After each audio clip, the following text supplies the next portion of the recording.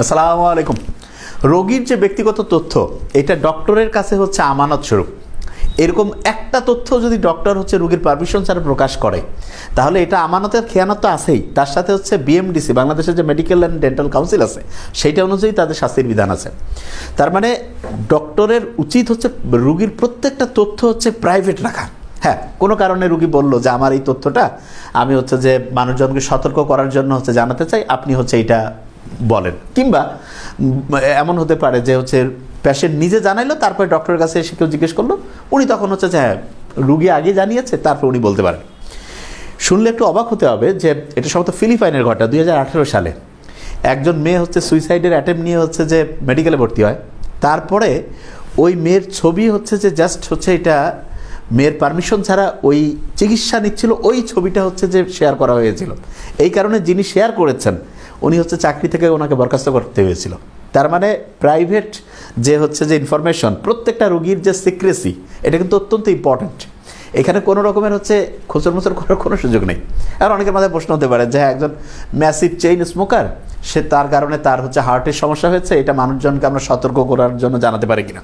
এখানে খুব ইম্পর্টেন্ট জিনিস যেটা, সেটা হচ্ছে যে সবচেয়ে ভালো হয় যে হচ্ছে আমরা তো মেডিকেল সায়েন্স জানি যে স্মোকিং হচ্ছে কি করে। দেখা যায় এর মধ্যে যে নিকোটিন আছে রক্তের নালীগুলোকে হচ্ছে আস্তে আস্তে ব্লক করে ফেলে, এবং তখন যেটা হয় যে রক্ত ঠিকভাবে যাতায়াত করতে পারে না, এবং হঠাৎ করে কোনো জায়গায় যদি ব্লক হয়ে যায়, হার্ট যদি ঠিকভাবে রক্ত না পায়, হার্ট অ্যাটাক হয়ে যেতে পারে।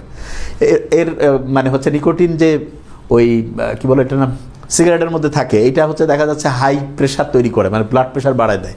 তারপরে বলা যেতে পারে ওইটাকে যেটা আমরা বলি হার্ট রেট বাড়ায় দেয়। তার মানে স্বাস্থ্যগত সমস্যা একেবারে, ব্রেইনের ক্যাপাসিটি, ছোটো বাচ্চাদের মানে টিনেজ বয়সে যারা, তাদের ব্রেইনের ডেভেলপমেন্ট সমস্যা তৈরি করে।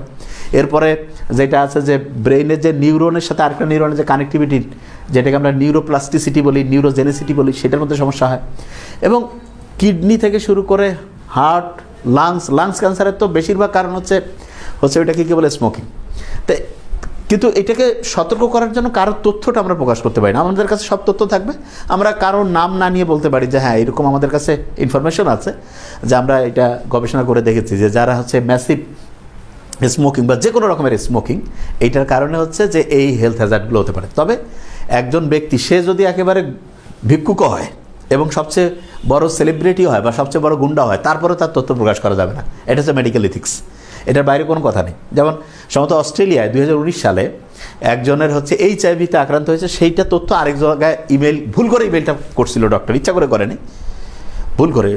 মানে একজন এটা হচ্ছে মেডিকেলের একজন প্র্যাকটিশনার, সম্ভবত ডক্টর হোক বা যেই হোক, উনি এটা করছিলেন। তারপরে কিন্তু হচ্ছে যে এইটার জন্য তার হচ্ছে শাস্তির বিধান হয়েছে এবং 50,000 অস্ট্রেলিয়ান ডলার হচ্ছে যে শোধ করতে হয়েছে।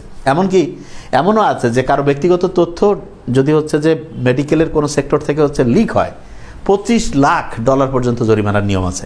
তার মানে বুঝতে পারছি এটা খুব সেন্সিটিভ জিনিস।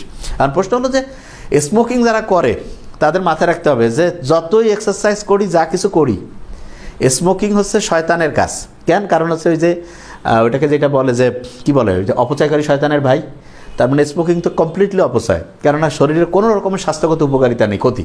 আর 2 নাম্বার যেটা, আল্লাহ সবচেয়ে দামি যে হিউম্যান বডি আমাদের দিয়েছেন, সেইটাতে আমরা নিজের হাতে মানে নষ্ট করছি। এবং খেয়াল রাখতে হবে, আপনি নিজে যখন স্মোকিং করবেন, আপনার যারা হচ্ছে পরের জেনারেশন, তারা কিন্তু এইটাই ফলো করার সম্ভাবনা সবচেয়ে বেশি আছে।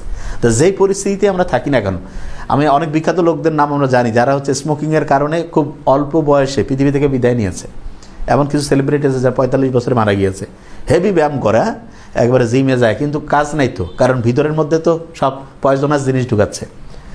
এক একটা সিগারেটে 4000-এর মতো কেমিক্যাল থাকে, প্রত্যেকটাই হচ্ছে মানে ক্যান্সার তৈরি করার আদর্শ উপাদান। এই জন্য আমি বলবো যে প্রত্যেক হচ্ছে মানুষকে হচ্ছে সচেতন থাকতে হবে। স্মোকিং থাকে এস দিয়ে, যেগুলো আছে খুব খারাপ স্মোকিং, এস দিয়ে স্ট্রেস, এস দিয়ে হচ্ছে স্যাচুরেটেড ফ্যাট, এস দিয়ে হচ্ছে সল্ট, এস দিয়ে হচ্ছে সুগার, এগুলো ডিস্টার্ব, সুইসাইড ডিস্টার্ব, মানে এগুলো সব ডিলিট করতে হবে।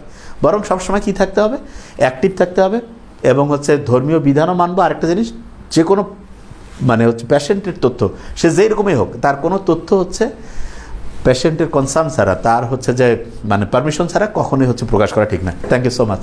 আসসালামু আলাইকুম।